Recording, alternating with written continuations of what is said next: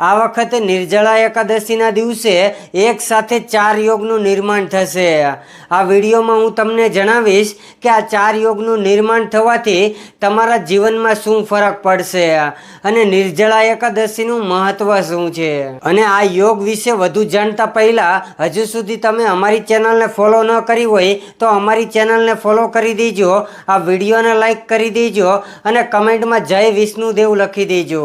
આખા વર્ષની 24 એકાદશીઓમાંથી નિર્જળા એકાદશી સૌથી મહત્વપૂર્ણ એકાદશી માનવામાં આવે છે અને આ વર્ષે તો નિર્જળા એકાદશીના દિવસે રવિ યોગ, શિવ યોગ, સિદ્ધ યોગ અને ગુરુવાર હોવાથી આ એકાદશીનું મહત્વ ખૂબ જ વધી જાય છે।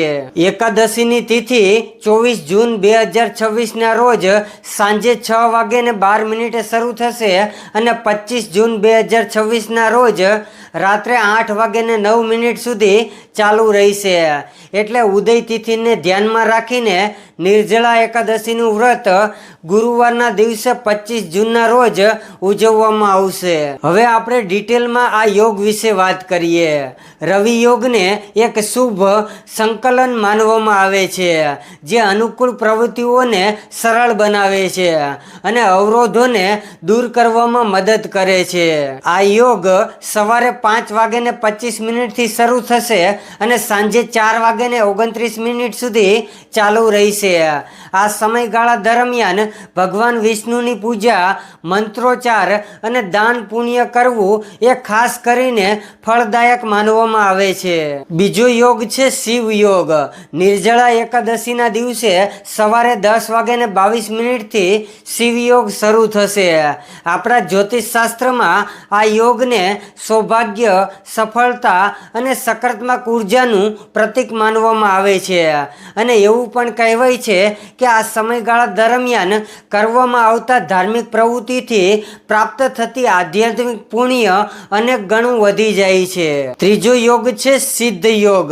સિદ્ધ યોગ પણ સવારે 10:53 શરૂ થશે અને દિવસભર તેની અસર ચાલુ રહેશે। સિદ્ધ યોગને તમામ પ્રકારની શુભ પ્રવૃત્તિઓ માટે ખૂબ જ શુભ માનવામાં આવે છે। આ સમયગાળા દરમિયાન પૂજા, મંત્ર જાપ અને દાન કરવાથી વિશેષ લાભ મળે છે। ચોથો યોગ છે ગુરુવારનો દુર્લભ સંયોગ। આ વખતે ચોથો અને સૌથી મહત્વપૂર્ણ સંયોગ એ છે કે નિર્જળા એકાદશીના દિવસે ગુરુવાર આવે છે।